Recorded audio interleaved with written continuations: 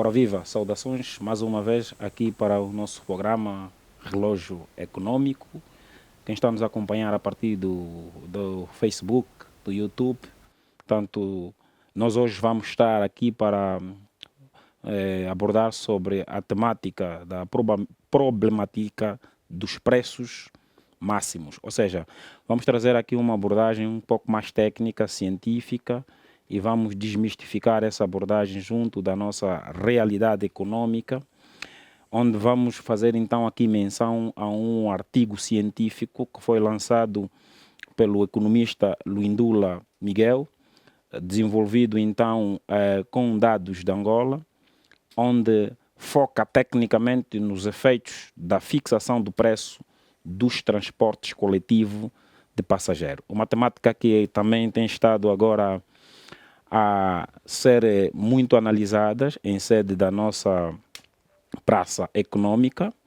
Nós, antes de entrarmos já com as especificações técnicas, teríamos aqui o cuidado de apresentar aqui os nossos ilustres convidados, não é? Maximiano Muende, não é? Maximiano Muende, que é economista, também está aqui conosco para fazer a abordagem desta temática. Saudações, doutor. Muito boa tarde, doutor Lumbo, boa tarde à audiência e um agradecimento muito grande pelo convite. Muito obrigado. É uma honra estar aqui. Muito obrigado. Maximiano Muende, que é economista, então também vou saudar Luindula Miguel, que é economista, portanto, o dono do artigo. Muito obrigado. Boa tarde, doutor Lumbo. É sempre um prazer estar aqui no Relógio Econômico e pronto, estamos aqui para nós termos uma conversa agradável e interessante. Obrigado. Não podia deixar também de saudar, muito obrigado, doutor Luindula, de saudar a nossa magna plateia que nos acompanha. São, maior parte, composta pelos estudantes da Faculdade de Economia da Universidade Agostinho Neto. São estudantes do segundo ano que estão a abraçar esta causa do saber, na qual também vamos depois dar um espaço para eles fazerem alguma questão assim então sobre a temática em questão. Bom, do ponto de vista técnico, quando se fala de preços máximos, nós temos o cuidado de convidar as pessoas a lerem um pouco sobre os conceitos mais técnicos de demanda e oferta. Portanto, a demanda consiste na procura de bens e serviços, portanto, e a oferta tem muito a ver com a venda de bens e serviços, produção. Isso encaixa-se no capítulo da oferta. O equilíbrio mantém-se através da interseção entre esta curva da demanda e a curva da oferta que a gente traz aqui. E nós tivemos a ousadia de trazer aqui um gráfico onde, do ponto de vista científico, do ponto de vista técnico, conseguimos ter uma visibilidade no ponto de equilíbrio inicial, num ponto em que não existe a introdução do preço máximo, e temos duas componentes. Quando não intervém essa fixação do preço máximo, o que se excede do consumo, ou seja, o excedente do consumidor, é verificado ali nas regiões A, B, C. Portanto, quando já há fixação do preço mínimo, então entramos com, tecnicamente, já com um excedente de consumidor verificado na região A, B, D. Portanto, ali com a introdução do preço mínimo. E tem também aqui uma visão sobre o excedente do produtor antes da fixação do preço máximo e após a fixação do preço máximo, onde o excedente do produtor é verificado na região D, E, F, no momento em que nós não afixamos o preço máximo, e depois, quando é afixado o preço máximo, o excedente do produtor vai já na região F. Isto aqui é científico e é técnico. Agora, hoje, vamos, através do artigo do nosso economista Luindula Miguel, vamos tentar aqui desenvolver essa temática e ainda também no que concerne a nossa realidade, aqui o nosso economista Maximiano Moende vai ter este cuidado de também trazer-nos aqui uma abordagem um pouco mais aberta sobre essas questões. Portanto, aqui também nós falamos sobre a questão da perda do bem-estar social, não é?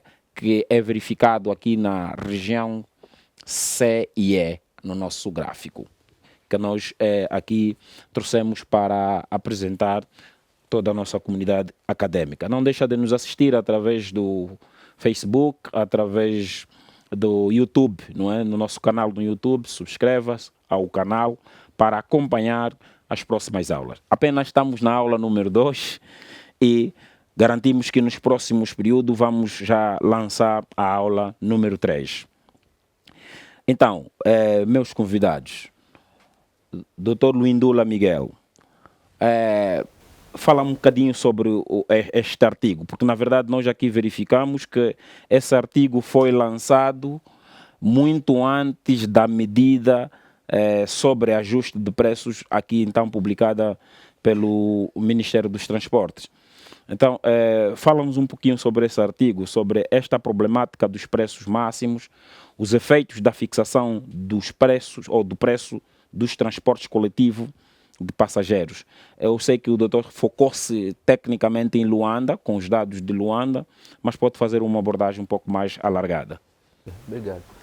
Bom, na verdade, para além deste decreto executivo que fixou o preço dos transportes públicos, os vulgos táxis, para 200 kwanzas no dia 14 do corrente mês do ano em curso, já havia sido tomado a mesma medida em 2016, acho que foi no dia 8 de janeiro de 2016, em concordância com o decreto executivo 402/14 de 22 de dezembro, onde fixou-se o preço dos táxis coletivos para 150 kwanzas. Na verdade, o recente ajuste foi o segundo, após o primeiro que foi feito em 2016. Bom, dizer que ao escrever o artigo sobre a problemática dos preços máximos, o espírito era analisar aquilo que é eficiência de mercado. Ou seja, tudo depende do nosso posicionamento como economista para defender ou não um preço máximo. Ou seja, para situar aqui os nossos espectadores no canal do Relógio Econômico, preço máximo é uma medida que tende a reduzir o preço de um bem ou serviço por parte do Estado. A intenção principal de um preço máximo é defender o poder de compra, porque torna o bem muito mais barato do que o normal. Preços máximos, embora aqui o Dr. Luindula tenha falado muito sobre o setor dos transportes e dos preços de transportes coletivos de passageiros, né? Aqui acho que até o grande foco foram mesmo os candongueiros, né? Se posso utilizar aqui uma linguagem mais terra a terra. Mas nós também temos instituições ou empresas, não instituições, empresas públicas que também estão nesse setor, né, de transportes coletivos de passageiros. Estou a falar, por exemplo, da Tecul, né? Sim, sim.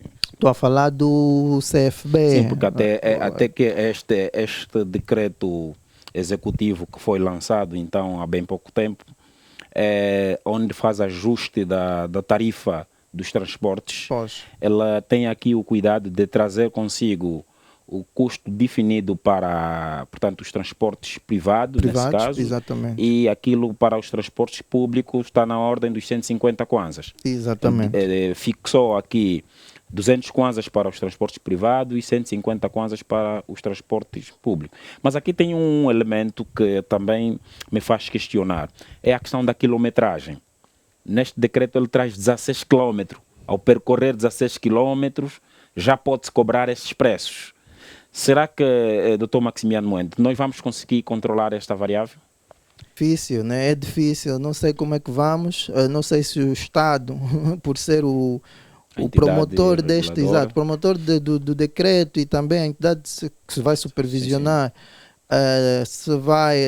qual é o mecanismo que poderá criar para controlar isso. Há empresas do setor privado que, por uma questão de segurança, coloca um mecanismo que faça com que as suas viaturas não andem com uma velocidade superior, acho que a 80 km ou 100 km, né? É possível limitar isso. E ali podem sim ter mecanismos que são controle. os sistemas GPS para controlarem Sim, sim. a velocidade. Mas, olhando para essa pluralidade de agentes econômicos, não sei se o Estado vai ter capacidade financeira, humana e material para... Sim, porque essa questão do controlo da velocidade versus o controlo do tempo, do percurso, né? Já definido, é fundamental, eu concordo, e eu acho que temos que trabalhar um pouco mais nesta vertente. Agora, voltando aí nessa questão desta modernização da mão invisível, enquanto o Dr. Lindula falava, eu tive aqui o cuidado de ver aqui neste livro que eu escrevi, não é, sobre lições de macroeconomia, e que os dois também fazem parte, fizeram aí algumas abordagens no final, quando trouxe aquela temática sobre os que os economistas respondem sobre Angola, não é? Exato. Tá, o Dr. Maximiano, o Dr. Lindula. Eu, quando escrevi este livro, aqui na página 27, quando falei sobre o sistema de concorrência pura, eu disse assim, por exemplo, atualmente, em Angola, quando as paragens de táxi estão cheias de passageiros, os taxistas encurtam as vias, elevam os preços, em certos casos, distratam os passageiros. Mas quando acontece o contrário, o comportamento tanto dos passageiros como dos taxistas mudam. Os passageiros ficam mais vaidosos e os taxistas mais atenciosos. Não será essa visão que o Dr. Lindula aqui traz sobre a mão invisível com uma visão mais moderna? A questão da mão invisível. Quando o Estado fixa um preço para um determinado produto, um determinado bem ou serviço, nós temos alguns prós e alguns contras. Entre os contras, temos exatamente aquilo que primeiro, um preço fixo cria mercados negros. Ou seja, as pessoas que têm acesso... O mercado informal. Caso, okay. As pessoas que têm acesso ao bem, ao preço fixado, poderão adquirir este e criar um submercado para ganhar, então, um lucro através da arbitragem que se cria neste mecanismo. Se vocês repararem, isso aconteceu em 2017 com a fixação da taxa de câmbio em 165, em que o diferencial entre o mercado formal e o informal atingiu acima de 150%. Isto porque os indivíduos que tinham possibilidade de adquirir no mercado formal a 165 levavam para o mercado informal. Ok, isso também pode se aplicar no transporte coletivo, apesar de não ser um produto transacionável como tal. Mas ao fixarmos, por exemplo, o preço do táxi a 200 kwanzas, o fornecedor do serviço, que é o taxista, sabe que muitas das vezes isso não serve para cobrir os custos e ele não é subvencionado por isso. Então, o que acontece? Ao sair de Cacoaco para Mutamba, por exemplo, ele não vai chamar Mutamba, já que ele não pode cobrar acima de 200 por questões legais. Ele vai chamar Ngoma. Do Ngoma vai chamar Mutamba. São 400 kwanzas na viagem. E se tiver saído da Mutamba para o Benfica, pode fazer 600 kwanzas. Aquelas vias curtas que ele faz é uma espécie de mercado negro que o Estado não conhece. Ou seja, o Estado não sabe que existem vias curtas que faz com que eles dão volta a esse mecanismo do preço máximo. Então, não, mas aí o Estado entrar com 16 quilômetros. Claro, mas não há mecanismos suficientes para controle. Então, muitas das vezes isso. E outra coisa que acontece com a fixação de preço é a enchente. Normalmente, se vocês compararem, por exemplo, temos agora as táxis mais modernos de aplicativo IT, como não é regulado ainda, e pronto, eles cobram em função da corrida. Sim. Não temos aqui grande corrida para estes, mas os autocarros públicos, como não podem cobrar acima de um determinado preço, e atendendo à realidade, o poder de compra do angolano, as paragens estão sempre cheias, empurrões, filas, isso só acontece com preços fixados.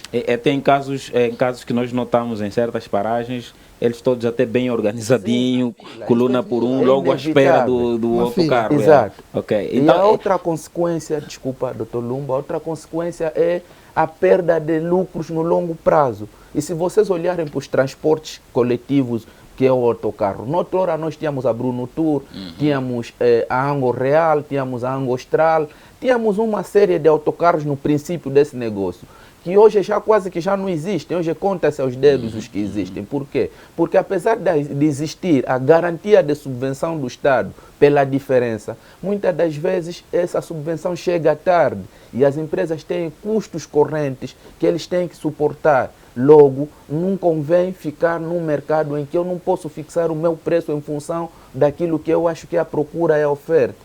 E no longo prazo, mercados com preços fixos acabam sempre por ter uma oferta muito inferior comparativamente à procura. O que o doutor Lindula aqui defende é a liberalização. A liberalização, exato. Okay. É ali onde entra a mão invisível, ou seja, para quem nunca leu sobre a mão invisível, Adam Smith diz que não é a boa vontade do padeiro que o pão chega à mesa. Ou seja, o facto de um indivíduo comprar um iaço e meter na via, não é porque ele gosta muito de nós, não. Atrás dessa boa vontade dele tem a ambição, de ganhar um lucro. Okay, então, se o Estado deixar o mercado funcionar, o mercado ao se ajusta, é isso que os defensores da eficiência defendem. Ou seja, nós só precisamos garantir que o mercado funcione. Por exemplo, desburocratizar a aquisição de licenças, reparar as estradas, garantir condições que o mercado de táxis ou transporte coletivo funcione. E nós veremos que não vai precisar fixar preços. Acreditem, se liberalizar-se esse mercado, o táxi não vai chegar a 500 kwanzas. Okay. É que eles vão tentar puxar até um certo ponto que a própria procura e oferta vai limitá-los. Quem anda de táxi de azul e branco sabe que ao longo do dia, às 12, 13, na Cuca tu pegas um quicolo de 100, porque naquele momento a procura é baixa, exato. Sim, então a própria procura e oferta vai encarregar-se. Acreditem, se o Estado retirar essa tarifa de 200 kwanzas, o táxi não chega a 500. Vai subir aí por aí uns 200 e tal, 300, 350, mas não vai chegar muito longe porque também eles têm a limitação daquilo que é a procura. Então podem fazer corridas longas. Olha, quem anda do Zango até Cacoaco é distante, desvio do Zango a Cacoaco é 300 kwanzas. Por que não chegou a 500? Porque eles sabem que 300 kwanzas também lhes satisfaz. E não precisam lhes fixar preços. Essa é a minha visão relativamente. Então é isso que traz num artigo e por acaso eu estava aí a ver. Dr. Maximiano Mwende, esse diferencial, vamos ainda aqui olhar na questão da cobrança dos transportes públicos. O que o doutor Maximiano Mwende acaba aqui de dizer é que estamos num cenário em que o gráfico está assim, ele teve uma restrição inicial, um determinado bens YX, e depois o que é que acontece? Reduziu. Exatamente. Houve aqui uma redução da sua restrição orçamentária. Então aqui tem que mudar os hábitos, trazer outras formas de gerir o seu orçamento. Por favor, é só dizer o nome e chuta a questão que os convidados estão aqui à espera. Viva a Educação, meu nome. A minha pergunta é a seguinte: levando em conta que as decisões do Estado tendem a ser racionais e apresentam pontos de vista positivos e negativos, gostaria de saber por parte dos economistas, será que a fixação dos preços em relação aos transportes coletivos dos passageiros, será que também acarreta resultado positivo? Chamo-me Paulo Samba. A questão concernente à fixação dos preços é a seguinte: eu quis saber, num sentido mais amplo, no sentido macroeconômico, nós suprimos o bem com a produção de um outro. E o doutor ao lado, ele dizia que a fixação dos... Maximiano Mwende. Certo, ele dizia que a fixação dos bens também depende da variável enchente. Eu quis saber se o Estado passa por alguma dificuldade que é para poder fazer o aumento deste mesmo preço. Ok, tá. O interesse do Estado são duas questões dos estudantes é garantir o bem comum, bem social. Portanto, quando o Estado fixa preços, ele está a olhar para a componente social. Ele quer que uma grande parte ou um maior número de cidadãos tenham acesso àquele produto. Tá? Então, o Estado aqui está a agir promovendo a igualdade, que é uma das funções básicas do Estado, né? Que é a promoção da igualdade. O Dr. Lindula traz uma perspectiva de eficiência, que é também muito importante, mas obviamente nós não podemos descurar da igualdade, porque há pessoas que não têm a capacidade de pagar 150 kwanzas ou 150 kwanzas, 200 kwanzas. Por exemplo, qual seria o preço dos transportes coletivos se estivéssemos numa economia livre de mercado? Não sabemos. Agora, aquele ponto que está ali, segundo a perspectiva do Dr. Lindula, podia ser mais ainda. Podia ser mais ainda, exatamente. Okay. E deixa-vos dizer que o ponto de equilíbrio, mais ou menos, aquele ponto de equilíbrio está ali, não significa que lá estão todos os vendedores e todos os compradores. Não, estão aqueles que podem operar naquele ponto. Ou seja, aquele que tem capacidade para comprar aquele preço, que vai comprar aquela quantidade, e aquele que tem capacidade de oferecer aquela quantidade daquele preço. Então, tu podes ter agentes econômicos que estão fora daquele ponto de equilíbrio. Ok. Tá? Ok. Então, o interesse do Estado é promover eficiência de um lado, por isso é preço máximo, né? Pode chegar até o máximo, mas por outro lado garantir a equidade, né? Ao bem-estar social. Maravilha. Tem um preço máximo, algumas pessoas poderão não ter condições de pagar pelo bem. Ao reduzir-se o preço, pode ajudar a reduzir a pobreza relativa, ou seja, o artigo também aborda dos prós, não só os contras. Pronto, só que o artigo em si olha mais para o lado da eficiência, mas não quer dizer que a fixação do preço máximo é sempre mau. Claro que, pronto, pode-se encontrar aqui meio termos para melhorar, conforme diz o John Rawls, né, a teoria do Maximin. Melhora-se o bem-estar da sociedade, melhorando o bem-estar daqueles que estão pior na sociedade. Exato, então é esses aspectos todos. E também a visão de Pareto, depois também entra aí. Então, salvaguardado pelos economistas. Preço máximo é bom, sim, mas para os mais desfavorecidos. Só que muitas das vezes estes mais desfavorecidos estão em menor número comparativamente àquilo, os ganhos que seriam dados à economia se o mercado funcionasse de forma eficiente. É aqui onde os economistas acham que preços máximos nem sempre são bons. Ok, maravilha. Portanto, fica aqui então a nossa problemática dos preços máximos. Nós temos isso disponível no nosso canal YouTube, a aula número 2, que será disponível já daqui a 15 dias. Queremos também aproveitar e fazer aqui uma publicidade rápida sobre o livro Lições de Macroeconomia, que já está a ser vendido em Portugal ao preço de 14 euros. Estamos a receber valores em euro agora. E está a ser vendido em Angola, não é? Ao preço de 7.000 kwanzas na biblioteca das Irmãs Paulinas. Não deixe de comprar para então nos ajudar sempre a dar robustez ao nosso programa. Tem muitos custos financeiros. Bom, nós também vamos aqui agradecer, não é, a toda a plateia, portanto, que veio da Faculdade de Economia da Universidade Agostinho Neto, que está aqui com todos os pressupostos técnicos e também vão dar as suas sugestões quando da elaboração do relatório final sobre o relógio econômico. E agradecer aqui o Dr. Maximiano Muende, não é? É sempre um prazer estar consigo neste programa. Estaremos mais vezes, claro. Mais vezes, muito obrigado. Agradecer também o Dr. Luindula Miguel, economista, que trouxe aqui um artigo muito interessante, que já está a ser lido até no Brasil. Muito obrigado a todos pela atenção dispensada. Não esqueça de subscrever-se ao canal YouTube Relógio Econômico, para então não deixar de acompanhar as próximas aulas. Muito obrigado pela atenção dispensada. Estamos juntos. Até a próxima aula. Obrigado.